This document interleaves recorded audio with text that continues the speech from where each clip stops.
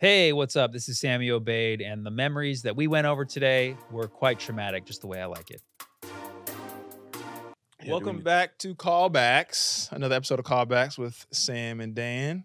We were talking about career stuff a second ago, dog. And, my life's in shambles right now, so that's tight. But Shout out everybody whose life's in shambles. gang, shamble gang in this bitch. But, a thought that I had is that, throughout life, because we were talking about career progression and not just knowing how to get famous and get successful and like make a living doing this stuff. And one thing that helped me kind of get through, even yesterday specifically, to be honest, was that like, no matter how bad the world is or things are happening to you, people cannot take your creativity. Like you might get whatever, evicted, dumped, leave somebody, arrested, whatever it is, you're broke, busted and disgusted. But like the thing that like people, the world can't take from you is being creative. Like if you're a creative person specifically. Right. This is the LA version of my mom being like, the one thing they can't take from you is your education. Once you have a degree, you have a degree, and everybody, all the struggling artists in LA are like, they can't ever take my creativity, man. Like, look, I don't know if this is going to be before or after Niles, but we're talking about just like making your own stuff. And sometimes we're in this position where we don't know what to do. We're trying to get that late night spot. We're trying to get past as a regular at a club, or we're trying to do all these just things, and we don't get those things maybe as fast as we want to, or maybe we get a shot, but we fuck our shot up. And I think the biggest thing that's kind of helping me that I think I'm going to try to be really mindful of is just like controlling what I can control. And that's like that's like what this podcast is kind of incepted out of. I don't know, the inception of this podcast is from us having multiple conversations about like, how do we get ourselves to the next level, and literally being at an open mic. Like I couldn't even get up at the mic. I'm like, I need to start doing things that I can control. Right. And I don't know. That's just a thought. I guess a little baby nugget for anyone listening. Yeah, I mean, there's a lot of people who say like, oh, well, however you want to say it, God works in mysterious ways, or so the world has a way of balancing out.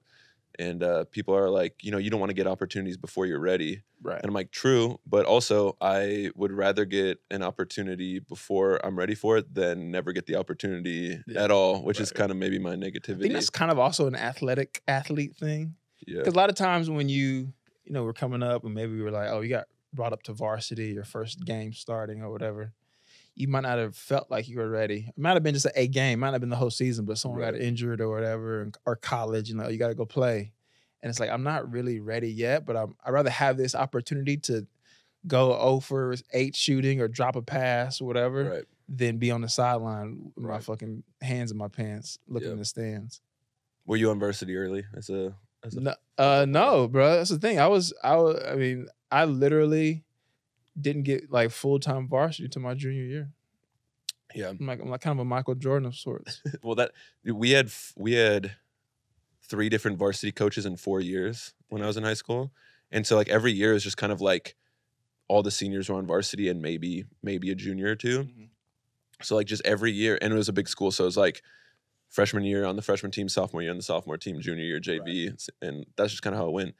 And I remember there's this, like our leading scorer for varsity. What was his name? Leroy? What? Jordan was his name. Oh, was he mixed? He was mixed, yeah. Mixed as Jade, Jordan, Aiden.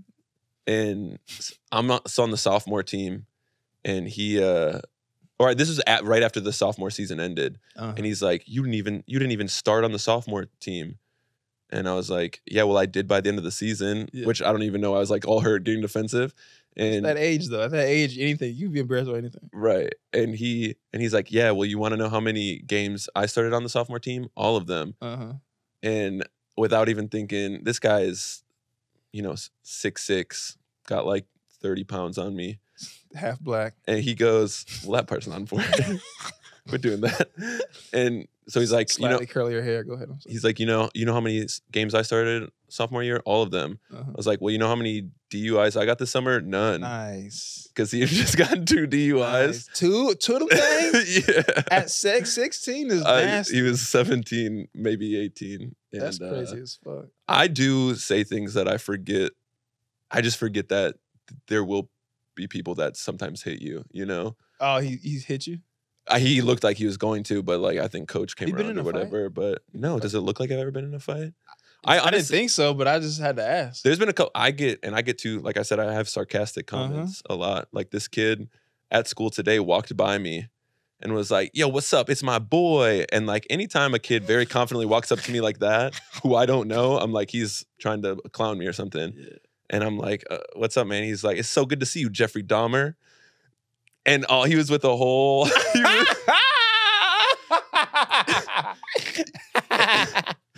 That's funny as fuck. And he was with the whole pack of kids. And this is the problem of like I go into stand-up brain instead of teacher brain is just like, come on, get to class. I go to stand-up brain. Them. And I said, without even thinking, I look at him, I'm like, I know you're not talking with those fake Jordans. Right.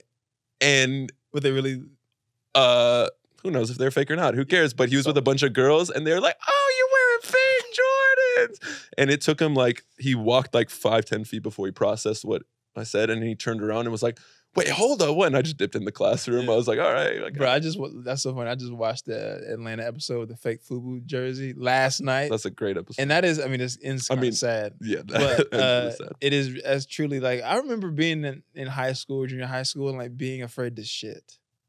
Like when you're that young, it's like you're scared to do anything. I vividly remember like, yo, I cannot shit until football period. You know, like weight period or like right before football practice. Yeah. I just remember like if I ever had this shit, like trying to shit so fast. This is disgusting. Sorry, Nish. This is so like trying to shit so fast that no one thought that I shitted. Right. When in reality, we all boo boo. Like we all boo boo. It'd be like in high school, it's embarrassing to take a shit in the bathroom, but really it's embarrassing if you take a shit anywhere other than the bathroom. Right, but like you just have to go. And it's like kids don't know. You could just be walking around you could just lie and say, yeah, I was just walking around meeting my fake girlfriend. Right. There's a comedian, Mecky Leeper, who has a joke about that where in like elementary school, like a kid slides under the stall, sees him taking a dump and is like, ew, shitter, and then tells everybody and everyone's like, you pooped. And it's like, how is me pooping weirder than the kid sliding into a stall? Like that's these are great callbacks. And I have this joke. I guess this podcast is gonna be us working out bits on mic. But it's so funny because like I still pray and I'm more of a spiritual person than I am like a religious going to church person. Yeah. But I think it is funny that people in LA will shit on you for being like religious and like, you going to church and believing in God, but like people also believe in rocks and crystals. Right. It's like as humans, we have this desire to need and want something higher or out of our control. So whether that is a rock or it's a white man with curly hair, whatever it is. Karma, whatever. Yeah. You know, Buddha. I think it's okay for people to be like, yeah, dog, I still pray sometimes. Versus you going to a psychic you paying Reiki, paying hundreds of dollars, and you're judging me for sometimes talking to God when I'm upset. Yeah, it's an LA thing for sure. But I also think, people do that to me like all the time. Like, are you religious? And then I don't want to do the corny, like, well, I don't view it as like rules and religion. It's a relationship, not. That is nasty. That's like the corny saying. But that's like, nasty.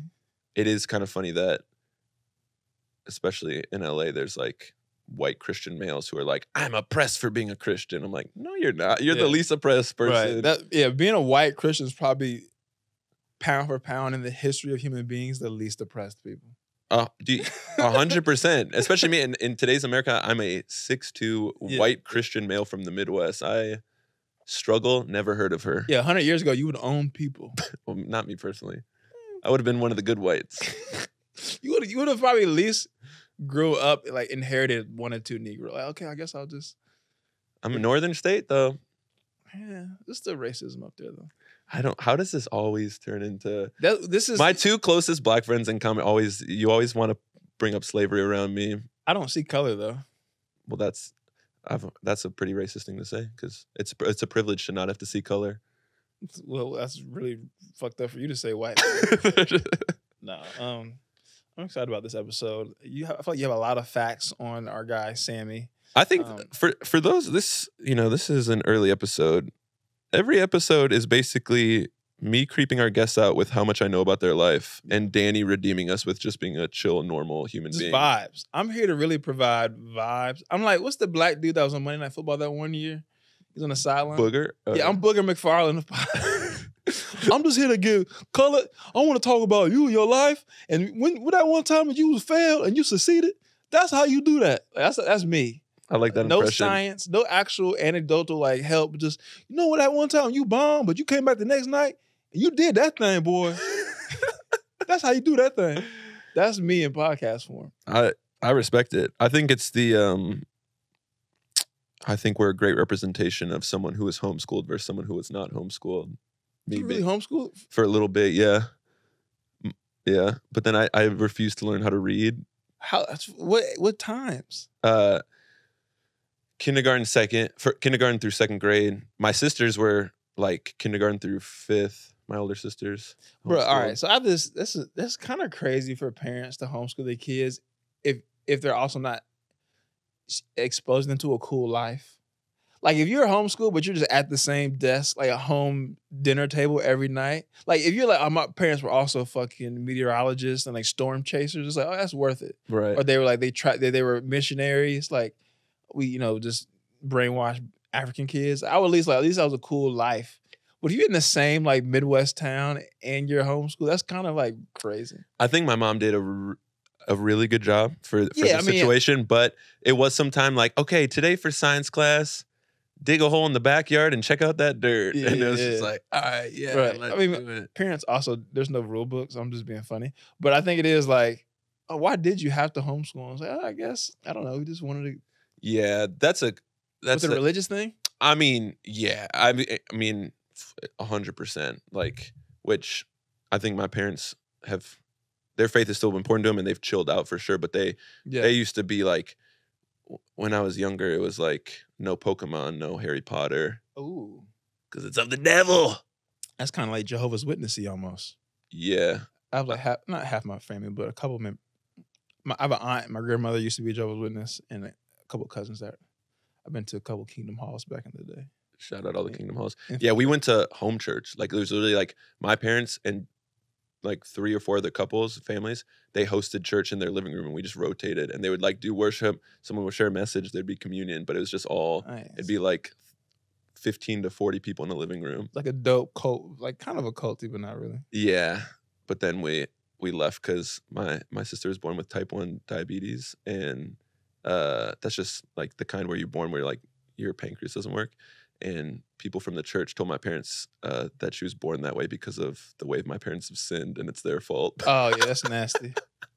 Yeah, it always gets. Which, just imagine going like someone's kid. Anytime a kid is not born 100% healthy, that has to be so scary for a parent. Yeah. And your closest, deepest community is like, you did this to them because you raw dogged 4 times in junior high school. Like, okay, bro. Yeah, this is for that one time you smoked weed in college. Yeah.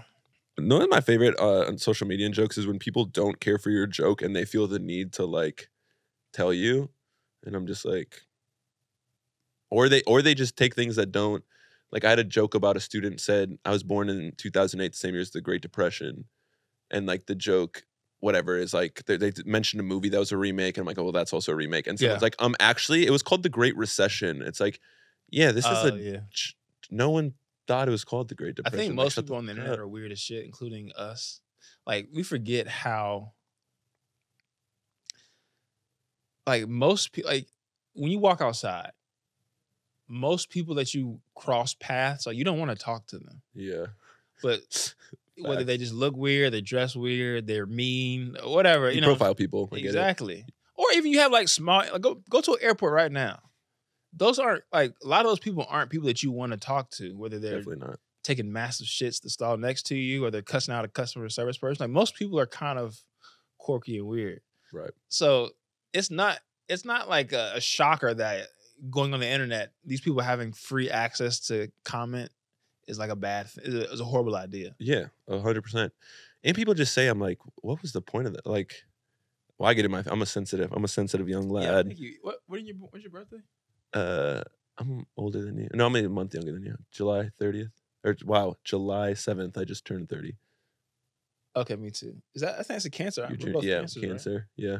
Damn, we both sensitive ass dudes. Dude, I post a stand-up joke online, and the premise of the joke was most people don't believe that that I was a college athlete, and this guy comments on it. Yeah, you have the shoulders of a coat hanger. So you got granddaddy shoulders. That's funny. And that's funny. And dog. I was like, looking. I had just that day. I've been looking in the mirror, like, man, I have not lifted in a minute. I'm down like 10, 15 pounds. And then he commented that right at the time where it's just the last 2 weeks I've just been walking around like, got freaking wire shoulders. Everyone thinks I'm a skinny. And I'm sorry. No, but the problem is I want to go. I looked at his picture and I'm like, he looks like. They're always ugly, yeah. Bro, he looks. They're always ugly. I don't want to say there's not like attractive trolls. No, he's got like the face of Eli Manning with Peyton's forehead and a dad bod. Yeah, like, get his ass. I'm fucking tag him on this. Yeah, get his ass. No, that's just what he looked like. But you Humpty can't. Dumpty head ass boy. But then if I post that back at him, then everyone's like, "Oh, why are you getting so bitter and mad?" Oh, 5 head ass boy. Oh, I can see the feature from behind me. Oh, head ass boy. Let's get him. You got a forehead of a looks like you could project my lesson plans. Damn. You could project my PowerPoints onto his forehead. Ass dude. No, I had a joke. I tweeted something like that. Like y'all. Like granddaddy shoulders. Oh yeah, he's a bitch ass dude. You saved his picture. You're a serial killer. I was watching Happy Gilmore. No, not Happy Gilmore. Billy Madison. Yeah. When he calls up, when he apologizes to people in high school that he made fun of. Oh yeah. And I can't remember the actor's name, but he gets off the phone and is like, "I'm sorry, man, if I ever bullied you, whatever. My bad." And he hangs up the phone. He has his list right behind him of people to kill, and he crosses out Billy Madison, then puts on the lipstick. That's you. I feel like I'm like, dog, if you ever troll me, I have a people to kill list. Yeah, I did not realize having. I just wanted to see what this dude looked like. So, but you couldn't tell from the picture. You saved it though. That's no. What happened was I screenshot because his picture's so small, and then I like blew it up because I was thinking about like, let me respond at him. Yeah. I'm like, what am I doing? I'm not going to do this, and then I just never deleted the picture from my phone. I think famous people should do that more though. Be mean to people. But then it gives attention. I always think about that. It's giving attention to the people who are hating on you rather than all like the fans that love you. You can do both. Yeah. You can say thank you to people and do meet and greets and stuff at shows and all that kind of stuff, but also roast. You don't do it all the time, but it's fun. Yeah. Thanks for resharing my story, by the way. I'm in the content game, brother. Well, I don't know. I put the caption "cooking in the stew." Yeah, that was disgusting. But I was also doing it knowing it was cringe. Like sometimes it's the reason why it's funny is how horrendous. It's an anti-joke. It's the same thing when I'm with like students and I pretend to do things that are way outdated. Do you like be dancing with the kids and shit? Never. Miss me with that. Like but I'll be like, "What is up, Jake Paulers?" And they're like, "Who is this kid?" Yeah, you deserve to get roasted. That's cool, I think. Whatever. Today a kid asked me how old I am. I was like, "How old do you think I am?" He's like, "Oh no, you look like you're in college or 22." And I'm just like, A+. You can. That's good. Unlimited passes to go to leave class. Kids have no perception. You're either 19 or 56. Yeah, and then when I said 30, a kid went like, Kevin Hart when Don Cheadle says his age, and Kevin Hart's like, "Damn." That's how a girl reacted. Yeah. She's like, "I feel like if you're 30, you should have your mortgage under control and figure it out." And I was like, "What?" But it's funny. It's like, sis, when you're 30, the world's gonna be over. It's gonna be AI robots. And ocean's gonna be at your door. Yeah, the Civil War. Yeah, take that, Gen Alpha. Is that the next one? Yeah, after Z, because it's just like restarting the alphabet. Oh shit! I never realized Gen X, Gen Y as millennials, Gen Z. What the fuck?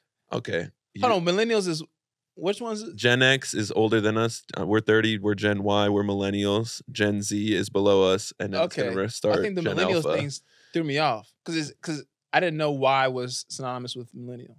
We're all about educating here on the what's our podcast called? Callbacks podcast. But yeah, where'd you get these bootcut pants from? These are Acne from Nordstrom. That's a real.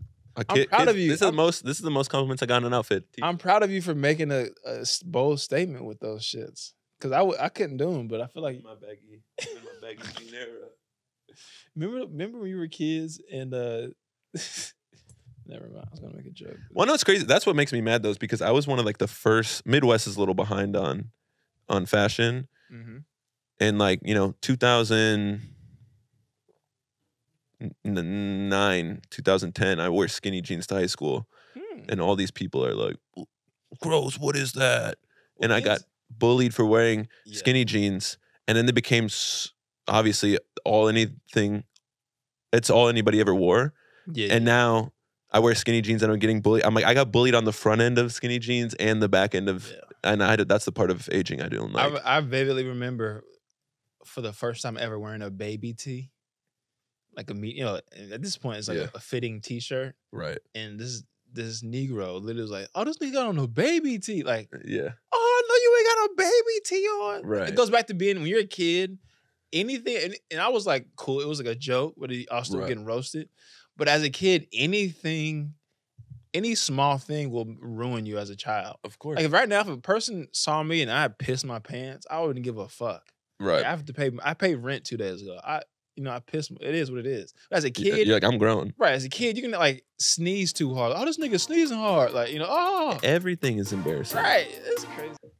Our guest today is the host of 100 Humans on Netflix, was recognized by the New York Times as the world record holder for most nights performing comedy in a row with 1,001. That's a lot. The New York Times, who holds no authority in determining world records.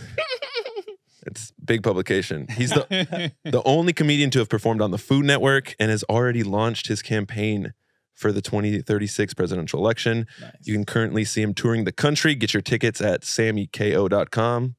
It is with great privilege and honor we welcome to the pod mathematician, former Hopkins Hawk and Aquarius. Okay. Sammy Obeid. Wow, thank you. Yes. You go for the unique references. That's going to be a first and a last right there.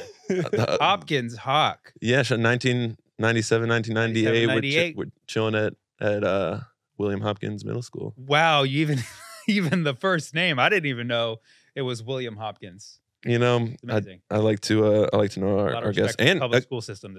Gang. Aquarius, right? Birthday coming up. Correct. That is correct. It's on the way next week. Man, happy early birthday. Thank you. Let's get the hot takes right off the start because you are a big believer in astrology, but would you say there is a science to astrology that you believe in and white women and hippies have appropriated it? That's your words that I'm putting into your mouth. I said hippies and valley girls. I didn't make it racial.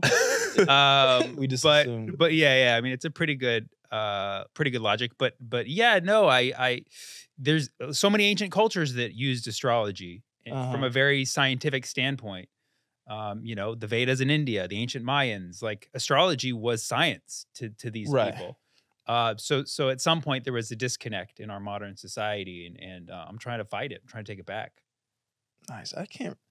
All I know is I'm a Cancer, and I don't know like my sun and the moon risings and stuff. Sure. Yeah, we're both Cancers. So what does that say about us? You compete for attention a lot. Nice. Yeah. You're in the right profession. That's what this pod's about. Yeah. Podcasting. Nice.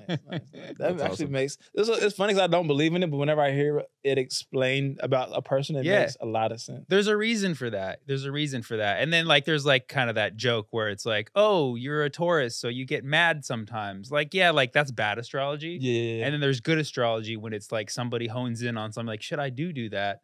It could actually be right. It's trippy. Yeah. There's a science behind it. And that's coming from a Cal Berkeley grad. With right. With 2 degrees, 3.1 or 3.91 GPA. Correct. Applied 3.91, mathematics. 345. Yep. Wow, Damn. we really, Did you have fun in college? There's some digits there. To be that good in college, were you like having fun, or was it just like I'm here to get it in? I actually was having fun. Really? Yeah. I mean, I like work. I'm a workaholic. Okay. I love working. So the process of learning and getting those grades was actually a lot of fun. I had my party phase in high school, so I didn't need to get it in college. That's funny. You're all business then. Yeah, it was all business. I think some kids, it is funny to see that first like 3 weeks of college, those kids that have never barely had any alcohol, like had sex yet, and like, I'm about to kill somebody. And like, the kids that already like been drunk, ran for the police a couple times, just like catching the vibe, like this is a chill out. It's exactly. That's for sure what it was. And that's close to home, right? Berkeley. Yeah. I lived there the first 2 years, and then I realized in the last 2 years I could just commute from home. Right. So I started commuting on BART, and I would just go like 2 times a week. The public transportation BART. in BART. SF Yep, and Bay Area for all those non-Californians. Bay Area Rapid Transport. I took the bar a couple times. And Berkeley's where you soft launched your comedy career, right? You kind of just did a couple things. Soft launch. Yeah. Professor Sonnenschein in your speech class. Damn. I wrote about that? You did not write about that. I just keep my ear to the ground. He's dig deep, man. Some public Bay records. Area insider, Sam. You broke some laws to get this information, huh? Right. Freedom of Information Act. But you were in a speech class, right? That's right. You always, high school, college, always making funny speeches. And he was like, hey, I have a friend who teaches a stand-up comedy class. Yep. And In right off that, yeah, you got booked at the no longer existent Blue Lagoon Vietnamese restaurant. Wow. Packed it out with your friends and families, wore gloves, all black, did a character. Yes, that was me. Yes. He's like a CIA agent. Did you know the date? Did you know the date of that? I don't have the date for that one, but March 9th, 2003. Wow, that's you're better at dates than me. You're our third host of this podcast. Hey man, I'm down. You gave us so March 9th, 2 cancers in an Aquarius, baby. Right, gang. March 9th, 2003. So yeah, what was that first show like? It was nerve-wracking, and like you said, I wore gloves and all black. I was doing a character. Like that was, when you have I had no comedy experience. Right. I just took this class, and the first day he was like, "You're funny. I'm going to book you for a show." That's crazy. And so I was like, I gotta go from A to Z to have an act from nothing. Yeah. So I was just like, I'm just gonna be weird. Right. That's what I always did to make people laugh. You go to trying too hard, that where you could just naturally make people laugh, but as soon as it's like, oh, now do it now, you're like, let me try hard. Instead of genuinely connecting, like, hey, how you doing? How's the weather? And here's a kind of a joke idea. It was kind of like, I was like, look at me. I can't even tell you the things that I said that day. I was just going for shock value. Well, I didn't start comedy until I was 26. And I think it's a blessing and a curse. Like I'm jealous of people that started early because they're further along in their career, so to speak. Yeah. But I feel like when you're that young, it is hard to even communicate with adults, period. Right. Off a stage. Like you're 21 or whatever. Like you don't know how to just ask, like, hey, bro, like, you don't even know how to communicate with adults about work, about life, because you haven't experienced shit, but you all of a sudden have all this responsibility. So Totally. I was too young, and it was the start and end of my career. I ended after that. Really? Well, I did the class. It was like a 2-month class. Did the graduation course, and was like, all right, comedy's not for me. I'm good. And then I didn't come back to it 4 years later after I graduated and everything. Until you were a national champion in speech giving. Okay, all right. Maybe you do know this story, huh? Yeah, right? Yes. Then they're like, get back into it. And you're like, now that you have the confidence of winning this funny speech competition after dinner, right? Yeah, after dinner speaking. It was a funny speech. It was you have to have like an intention and kind of like you're either persuading them of something or informing them about something, but it has to be funny. And I just got into that. After graduating, I didn't know what I wanted to do, got into that. And ended up winning this competition. Like adult class for adults? It wasn't adult. So here's the thing. He was a I came back graduate to with high community schoolers. college as a Berkeley grad and joined the speech and debate team as a 23-year-old, just dunking on 18, 19. Like, I was talking about Billy Madison? Yeah. I've never been more proud of my work. Yeah, it was the best choice I ever made. You're that 25-year-old faking a birth certificate to then go and play high school basketball again and try to. What was the purpose? What was that? The confidence. I graduated 2 degrees, business and math. Didn't like any of the work that was for somebody of my background. Turned down Google. Turned down Google. Microsoft did an interview. I hated that. Actuary was like the option to to do like in statistics for insurance. It was all boring. I didn't want to do none of that. So I just decided to go back to community college and just kind of like learn some things that were of interest. So I took a music class. I took a physics class because I wanted to study engineering. And then my friend was there and she was like, come do this speech class with me because I'm here. So I'm like, all right, cool. So I signed up for the speech class, started giving some funny speeches. And then the professor was like, yo, go do speech and debate. So I got in speech and debate. And then I started giving the speech and won the tournament. And while I was in class at the school, Ohlone, this kid was like, hey, I saw your speech. It's really funny. Do you want to do stand-up? I was like, I already did that. Like, been there, done that. He's like, well, I wait tables at the San Jose Improv. We're having an amateur competition. I think you should join. Yeah. It's like, I'll let you know. Went and did the national tournament for the speech. Won that. I came back. I was like, yo, sign me up, dude. Yeah. And that was how I got into comedy. And now look at you. Did you at that point, are you like, even when you're doing the speech stuff, did you think in the back of your head, like, I might fuck around and do stand-up again? Are you doing it with no intention? No, in fact, I didn't want to think about it at all. I was so focused on that speech. because I that was something I went from nothing to something in 2 months. Yeah. I had no speech. I wrote a speech. I lost the first 2 tournaments. Got like the worst reviews. And then put together a speech at the national tournament and just won it. Got you. Like the progress of that was like feeding you enough. Yeah, like, but I was 5 years older than everybody else. Hey, but age is just a number. Exactly. What's our first date? Yeah, so let's we kind of got a date already, but let's move into our main chunk, save the date. We'll give you a few dates from your life. This first one is a recent one straight from your Instagram, December 25th, 2022. Okay. All right. Okay. You come out to a note on your windshield. Yeah. That is typed, not handwritten. Yep. Someone took the time to go and get this printed. Sammy, I saw your show at the Punchline the other night in San Francisco and thought you were amazing. May sound crazy, but I followed you home. Hope you don't think I'm a stalker. I would love to hear more of your comedy, maybe over dinner or coffee. I know this probably seems super weird and probably a long shot, but I figured, what the heck? Feel free to call or text me at, gave their number, signed your number 1 fan. Did you call? I did not call, no. Yeah. But I posted that picture. Haven't heard from her. That's tight. Did you had like a really good set? It was like, I killed. Like, did you leave? Like, there's something flagrantly wrong with that whole thing, okay? Because I did a show at Cobb's in San Francisco, which is down the street. That was my show. And then I drove to Punchline to drop in a set. Okay. And I did my set. The show ended. I hung out for like 10, 20 minutes just talking, schmoozing. And then I left. I drove back to Cobb's to pick up my camera. And then I drove across the bay, didn't go south to Fremont where I live. I went north to Berkeley to get pizza.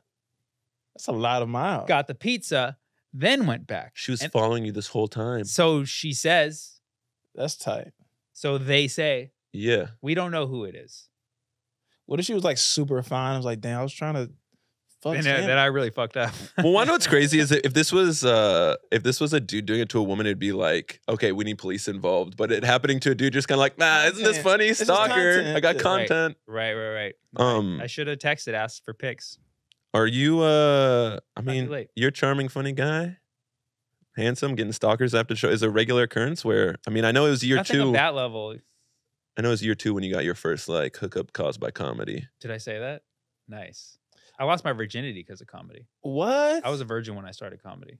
Damn. Was that part of your act? Like you're talking about like not fucking? No, I had one joke where you could deduce. Okay. I had a joke because when I started, I had like this long curly hair, and I did this joke about Jesus, people arguing about what race Jesus was. And I'd be like, no, Jesus from the Middle East. He was a long-haired, hippie-looking Middle Easterner who lived with his parents and never got laid. Right. Gee, I wonder what that's like. And then people be like, oh, he's talking about himself. But nobody thought I was a virgin. So you were comparing yourself to looking like Jesus and Sanjaya in the earlier days. That is correct. That was my opener when I came. So Sanjaya from American Idol. Do you guys have any recollection of I remember American Idol. I don't know this. Yeah. There was Sanjaya was early American season idols where people, it was like vote for the worst. It was like this movement where people in the early days of social media vote for people who are bad so we can like mess up the American Idol system, and Sanjay kept getting voted through. Is that what it was? Because he was just like average. He was like okay to get into Hollywood, and then he wasn't that good, and he kept getting voted through. So he came this like he was like one of the first memes when memes were like. But he had some kind of like charm to him. There's like a lot of girls. Who he was like 17 and like, right. And so that was my opener. I would just be like, "Hey, I'm Sanjay from American Idol," and people would just go crazy. Yeah. But women aren't throwing. They're kind of throwing themselves at you though, stand up wise. I mean, every now and then it happens. Look at this humble king over here. It's like weird. Like I had a mad because you're doing like road gigs and stuff. Are you like you're in like Des Moines, Idaho? Like yes, some weird like fat white. I hooked up with someone in Des Moines. No, sorry. I hooked up with a mom in Des Moines one time. Nice. Yeah. You see the kids like the next day? I saw the kids the night of. It was very awkward. What? It was a very awkward scenario. Yeah. How old was the kid? I hooked up with a mom and we were on her couch. That's disgusting. And I'm be honest, this doesn't happen a lot. This was like a one-time thing where I was with a mom and then it was, 3 a.m. and her kid just came stumbling into the room while we were having sex. You're not my dad. Yeah. How old was the kid? That's exactly what you said. I'm guessing 5 or 6. That's nasty. Yeah. You hate to see it. Yeah. And then only in Des Moines. But here's made in Des Moines. And the thing is, I had a flight at like 5 a.m. and she was going to give me a ride to my flight, and she couldn't leave the kid alone. So the kid went back to sleep. We finished doing it, and then we like just hung out for like an hour, and then she got her kid, and we all went to the airport. That's crazy. You're 100%. You're like, that's the start of another person's doing stand up. That's gonna be their first act. It's like, yeah, my mom was fucking this other stand up when I was 6. Right. You're her first stand up set and first therapy session. Yeah, facts. Yeah. That's a badge All of right, honor so to wear. That's- enough massaging and stuff. But going back to starting in the Bay though, what is it? I'm always interested to know. I started in Chicago. Sam started here in LA.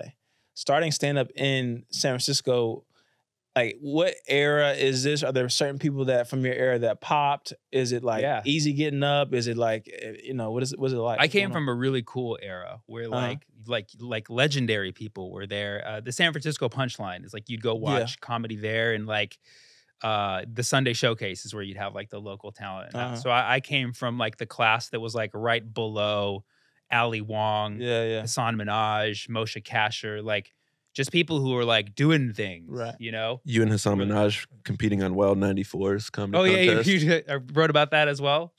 Yeah, we did this. So Wild 94.9 is a radio station in the Bay Area, and they would have this annual comedy contest, like a local satellite thing, and they had like 3 satellite rounds.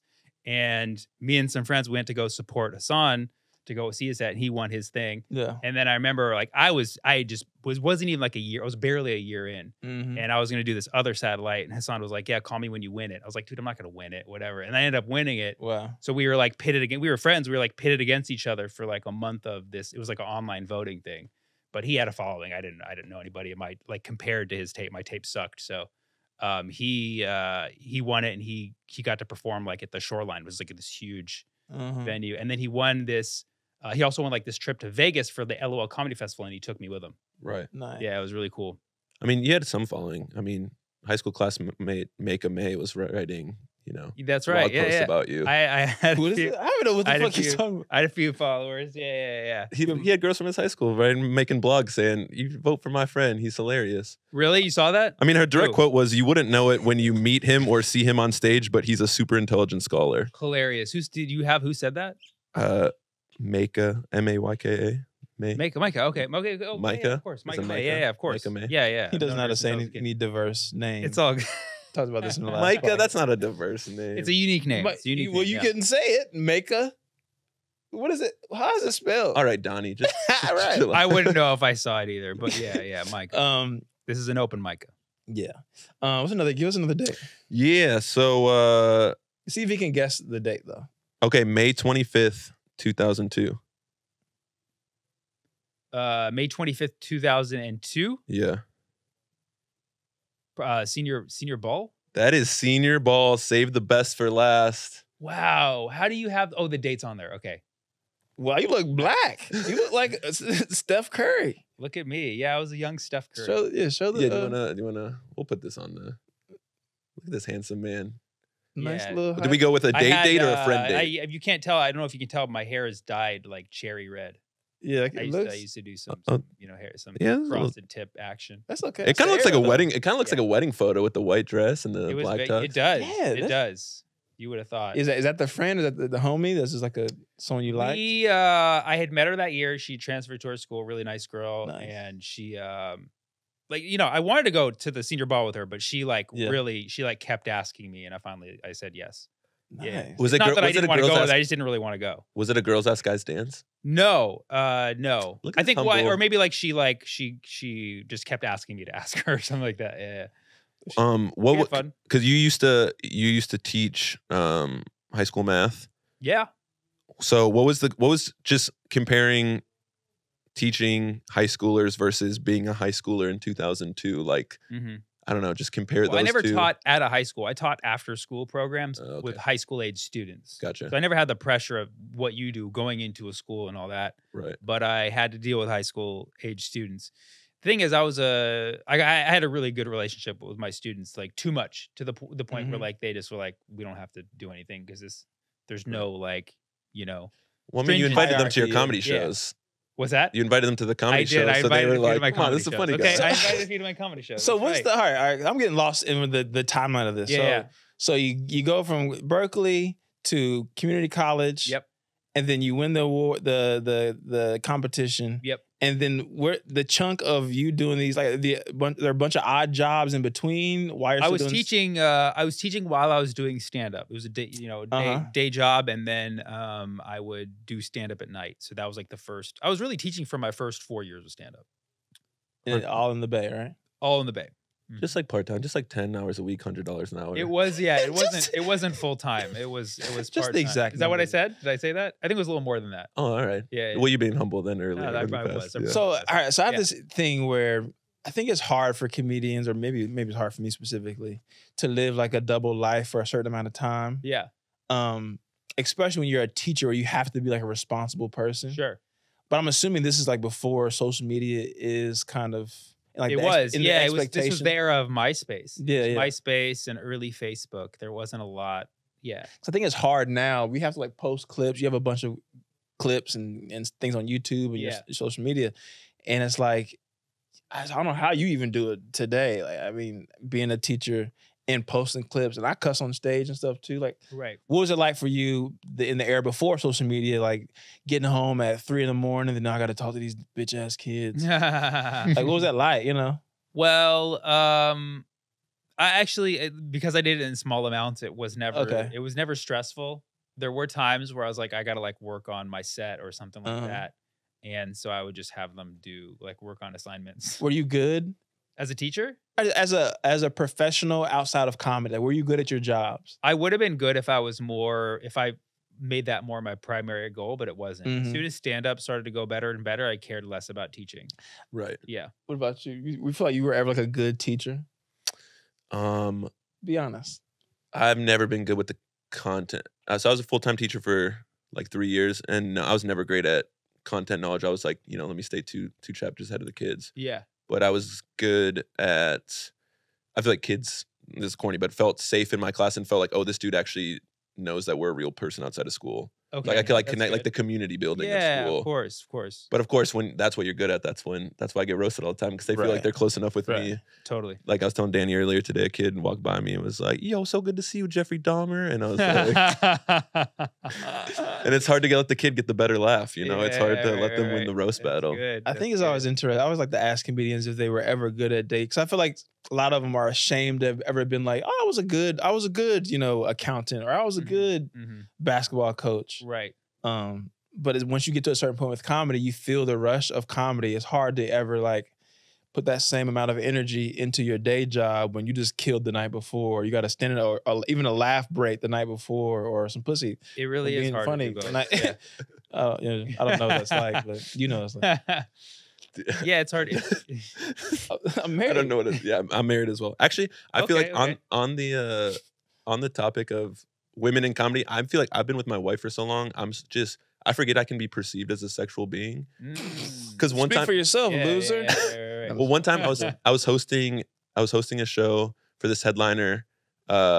Very funny, happens to be lesbian, has a podcast called We're Having Gay Sex. So like 99% of her audience, lesbians. Yep. But I'm very comfortable in a room full of women not trying to have sex with me, because that's that's what I let off with, and it did as well as it did just now. Anyway, Nice. After the show, everyone's waiting to talk to the headliner, and there's these two women like standing, and they start talking to me, and the one woman's like, "Yeah, I came with my lesbian roommate." I was like, "Oh, okay." And she's like, "Yeah, I wasn't sure if the show was going to be funny to me as not a lesbian. I haven't even been around this many lesbians before." I'm like, "Okay, that's weird."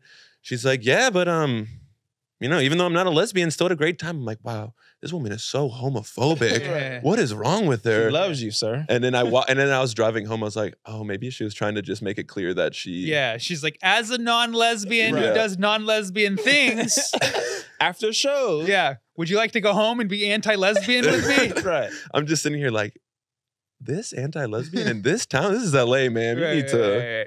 Who do you think? That's fine. I'm sorry. Another. What's another date? Ooh, okay. Another date.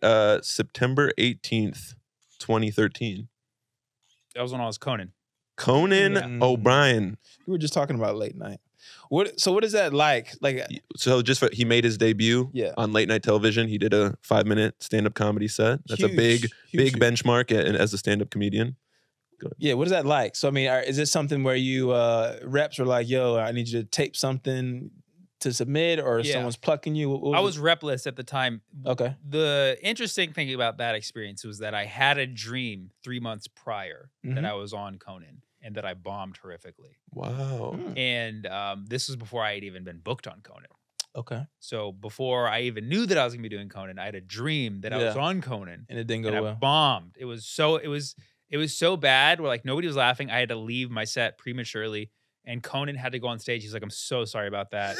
That never happened. It like pre-recorded too. Like it would have never happened. They still let it air. They're just like, we're really sorry about that. And it was like one of those like typical anxious dreams where like you're not ready for something. Facts, you know, like you're taking a test, you're not ready for it. Right. And I just remember I was like in the bathroom, like, you're up now. And I like had water on my shirt. It was like one of those classic dreams.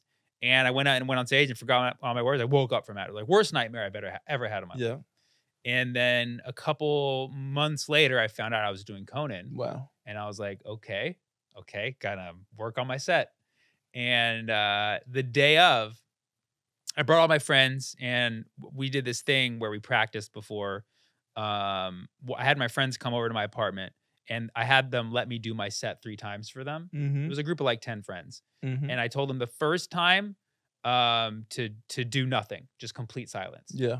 The second time to like boo and yell and try to interrupt me during my set. And the third time to like laugh so hysterically that it was like distracting. Interesting. And that after those 3 sets, you just knew the word. You knew the extremes of everything. I think that's such a healthy, smart way to handle anxiety. Yeah. Like my thing would just be like, I'm just gonna sit in a corner for 3 months and cry until this happens. And you're like actually like, I mean, I guess that's the mathematician in you. You're like, let me put out 3 extreme scenarios and live through them. It's gonna be somewhere in the middle. Yes. You know? And that got me really comfortable. But even then, like we're having good, like just shooting the shit behind stage, laughing. It was so much fun. But even like 10 minutes before my set, I just felt like a little anxious. Had the dry mouth thing. You have the dry mouth when you're feeling like anxious. And I was in the bathroom like putting water on my face. And then they're like, Sammy, you're up. And there was like a little water on my shirt. Like deja vu. No, dude. Right. And then So what was your mentality around that time, like months before and after? Did you have a feeling of like, I should have been on late night? What the fuck? Are you like surprised by it? You said you weren't reps. Like what's your vibe around comedy, your sentiment around comedy? That's when I'd been doing stand-up 1,000 days. So this was day 998. Okay. So my momentum in stand-up was so strong. Yeah. It was like nothing could phase me stand-up wise. But like in terms of like milestones of success, I hadn't had a lot. Yeah. I had been on America's Got Talent and got eliminated in the semifinals round like 500 days before that. And I hadn't had a TV opportunity since then. Okay. So this kind of comes in my lap. They know that it's at the finish line for my 1,000 days. It was like a big thing. Yeah. And so I knew this was my chance to shine. And so I kind of just knew, you know, there was 2 scenarios. There was the dream, which was like the worst case scenario. And there was like the best case scenario, which was just like, it was like the finish line, like the big accomplishment. And I just knew like, even if it was somewhere in between, that's fine. Right. But I went on stage and the first minute of that set was not great. It didn't feel, I'm telling jokes that like were like applause breakers. Right.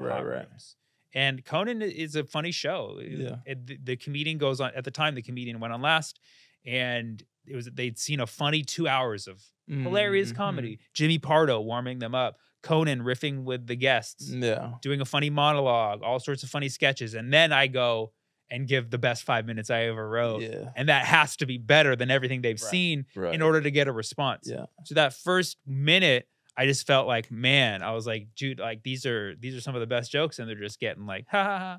Yeah. And then I tell this one joke like a minute in, and then they kind of finally, Conan, like he slaps his hand down on his desk and laughs, and everybody in the crowd like relaxes, and that kind of changed the vibe. And then the rest of the set. That's a funny thing about comedy, where the host is so important, whether it's a talk show host or actual host of a stage. Like the audience kind of knows and trusts that person. Sometimes they're waiting on that person to laugh. Like even in a room and the host is like their show, they like laugh in the back. Totally. You find yourself, if you're next to them, laughing like, you know, ha ha, yeah, that is funny, you know.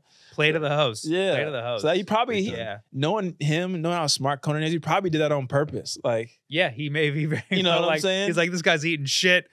But Well, no, but he also thought you were funny. He was like, right, this guy's funny and deserves to be getting laughs. No, in that way, absolutely. yeah. No, 100%.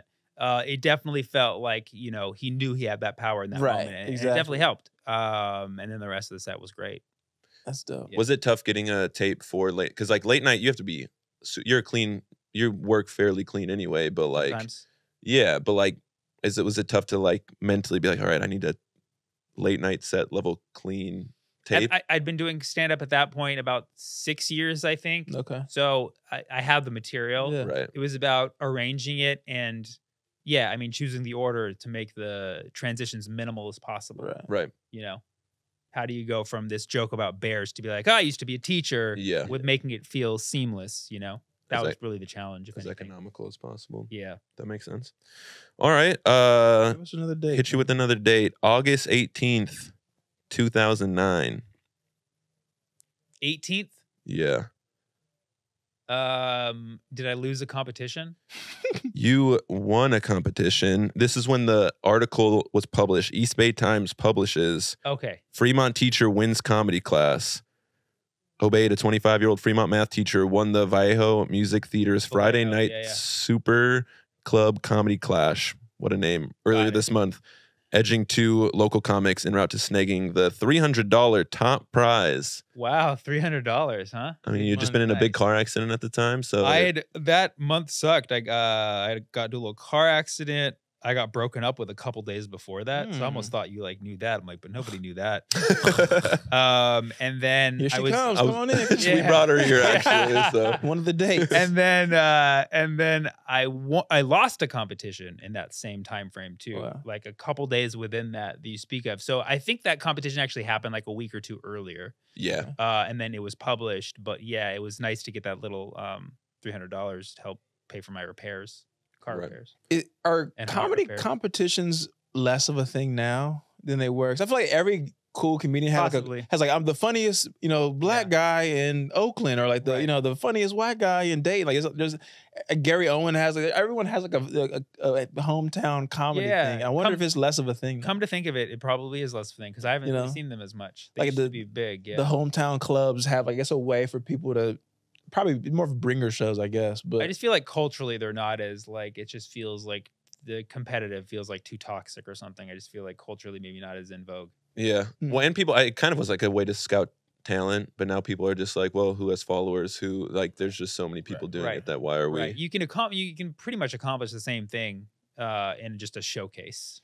right. Right. Every show already is a competition. That is 100%. That do you play I know you're on the forensic team in college. I was, yep. Like forensic. Forensic as in speech and debate.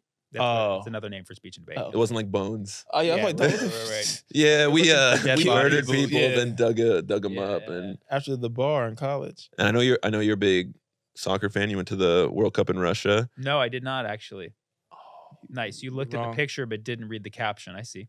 So Called out. in 2018, a friend of mine, we got tickets to go see the World Cup in Russia because I already had a Russian visa. So it like, worked out perfectly because of a show that I did 2 years early in Russia. So I was like, this is great. My visa lasts 3 years. It's a perfect chance to go see World Cup in Russia.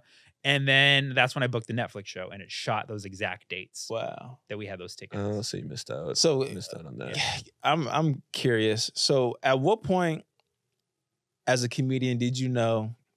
I'm sure the Netflix thing maybe affected it, but did you know, like, all right, I can stop doing the day job stuff and have enough momentum or ability to do this full time, even if it didn't mean financial, freedom, but just like, this makes sense. It was kind of a thing that happened at the same time I was trying to decide if I should quit my teaching job, and then I got fired. I got let go. It wasn't like I did something wrong. I just wasn't doing a good job. Right. Yeah. And so they were just like, yeah, we shouldn't use you. And did they know that you were doing comedy too? Yeah. Yeah. She knew I was doing comedy, and it didn't pay a lot anyways. And I'd already saved up some money. And I was already wanted to move to LA. So I was like, all right, this is my chance. I'm going to move to LA, and I'm going to live off of my savings. I can live off of savings for 2 years Okay. if I only use like $2,000 from savings a month, and then make like $1,000 or $2,000. That was enough to live. Right. So I was living off of like $10 a day for food and just like really scrapping it. Some of the best years of my life, though. Yeah. But I knew that I had a time stamp on it. Yeah, I think it's interesting when you put enough into comedy, because it's such a peculiar thing that you try to keep these jobs to be financially responsible, but then your peers, your boss is like, dog, just do that. Like, just do that. Right. Like, it happened to me last year where like I was up for promotion. I'm like, why aren't y'all promoting me? Why aren't y'all giving me? And it's like, dog, just either stay just doing this shit, or you should just probably go. That's sweet. Go That's really yeah. And it's always like that. It's like that the hood niggas in the hood, like, we don't mess with him. He's a great basketball player. You know, like don't sell him drugs. Let him sell drugs. He got a future. You know. It's like the random boss at the job is like, yeah, you don't just go. You're like, hey boss, can I have my check? Like, this isn't you don't need. Come on, get out of here. Get out of here, buddy. A lot of us, I feel like, because they know, and they maybe are fans of you. They maybe go to a show here and there. Or they see how tired you are, and it's like, dog, just follow your dream. You know, that's great. I mean, you know, that's good that people see it and understand. But if it hurts in the mean, like, I don't want to lose my job. I don't want to live off $10 a day. Yeah, you said you got let go because you weren't doing a good job. Like, what they just said, like, oh, you're not actually like teaching kids anything. You're not coming prepared. Like, what was the? Yeah, I was also kind of half-assing it. Right. Yeah. And it was an after-school program. I had been, because I went to a bunch of different places, and this was like the last one that I was doing, and they had me working with these kids who were like 9, 10 years old. They were a little rambunctious. I couldn't like keep them in check, and they kind of knew that it wasn't going well for me. So they were just like, all right, we'll scale down your hours. And then it was like, all right, that's right. Yeah. What was the Netflix experience like working with like the brands of Netflix and Marvel, or like the kind of the big names were like, oh, this is so cool. What was it like, that experience? Yeah, well, there was only like 2 Netflix execs who were on the set. Like, apart from that, it was just a shoot with a production company. Okay. It didn't feel like Netflix had a presence there aside from a few moments. But the shooting, the show 100 Humans was super fun to do. We did experiments with 100 people. It was the funnest gig I ever worked. I had a great time. I literally left that job thinking like, wow, like this is the funnest gig I've ever worked. And I taught. But yeah, it was just a lot of fun. It was a lot of fun doing those experiments and working with a lot of people and hosting a show. Nice. Yeah. That does bring us to our last day. We're already talking about it. I would love March 14th, 2020. Okay. Which is the debut of. It was Pi Day. But it was the day that 100 Humans dropped on Netflix, but it was also the debut of the pandemic lockdown. That definitely was like it's a crazy time. So I know you've talked a couple questions. I know you talked about this before. It's bittersweet because everyone, lockdown orders, COVID, you have to stay home. Yep. So now maybe, okay, this is a great opportunity for more people to watch this. Yeah. And people resonated with it. They liked it. Yep. But then, okay, everything's shut down. Maybe normally it's like, this gives momentum. Now we can go back out and film again. Right. But now it takes away that momentum where you can't film again. So yeah, maybe talk about that experience, and then I'd love to talk hear just what your favorite experiment. Yeah, and this was, I'd hit like 12 years in comedy at this point, and I was like, finally, it's happening. Like, finally, I've been struggling to like get some industry attention. This show's gonna come out. I'm the host of a Netflix show. Right, it's huge. This is gonna be my reel. I'm gonna like get all these auditions and like get an agent finally and just get rolling. That was the plan. I had like a couple people on my team who were like ready to help submit right as soon as that went out. Then the world just ends. And the show still drops on the same date as like the national announcement. We're all locking down. And like you said, bittersweet because people were home and just binge watched it right away. So it instantly went to the top 10 in like a bunch of markets all around the world, including the US. And that was like really cool. People were adding me on social media and be like, I love the show. This is so amazing. I mean, top 10 is a huge, it's not just like, oh, this is trending. It's like a top 10 show on Netflix. Yep. And I think also people like kind of liked the idea that they were like living vicariously to be around 100 people at once when you couldn't be around people at all. And then that's what made the idea of shooting a second season entirely illegal. So like we couldn't, there was like no thought of doing a season 2. You couldn't even see your family at that point. Right. So if I do know a couple of things about Netflix, they like to move fast. When they decide if they're going to renew a show, it has to happen fast. So we kind of got lost in the shuffle. Right. By the time doing something like that was even close to being legal again, it was a year and a half later. Right. Yeah, that many people. Yeah. Yeah, but there was like maybe like a few movies like Maverick and like, you hear about some of these movies that have now come out, like very few that 6 months later, maybe 3-4 Yeah. months, that came back. Yep. We're shooting. And it was took a always while. like so much money and like Right. listeners. Like Tom Cruise cussing out people. You know, remember that video? Him cussing out somebody for not having a mask on. Right. That was peak days. So yeah, what was your favorite experiment from the show? The one, whenever people ask me like which one blew your mind, it was like the stupidest, like simplest experiment where we had people build towers out of pasta, like a high school project. We actually did that at Hopkins, and we had 2 groups. We had one do it for a payment. If whatever team wins, building the tallest pasta tower in 20 minutes gets paid like $500 or something like that. And then the other group, we said, all right, just do this for fun. And we saw who built a taller tower. And the group that just did it for fun built a taller tower, because the people who were stressing out about money, they spent too much time arguing and deliberating and deciding how to do it. With the people who were just having fun, like, let's do this and let's do this. And they just went with it.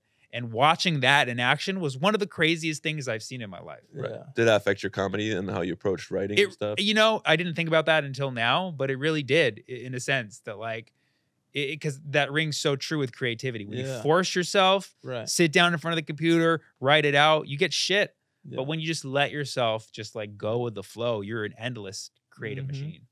Right. Live life a little bit. Go in there. You have a bad day. You just get up and like, I'm just gonna do a set. I have these jokes, but I might not tell them. I'm just like talk to the people and kind of get some of my thoughts out. Some of those are the best riffs. Some of the best sets ever. Absolutely. That's a cool experience, I'm sure. This has been fun, man. It's been super fun.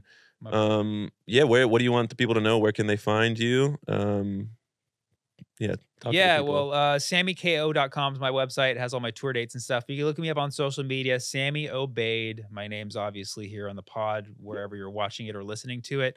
But if you just want to go to social media, you can put in Sammy O, and Google will autofill the rest, because that's how far I've made it. Yeah, that's that blue checkmark life. Credits, Love it. Sammy's been fun. Hopefully, Sam didn't, get too deep into your past and creep you out. That was nice. That was nice. Got to add another date to the list. February, what's today? February 2nd, 2023. Yeah. There you go.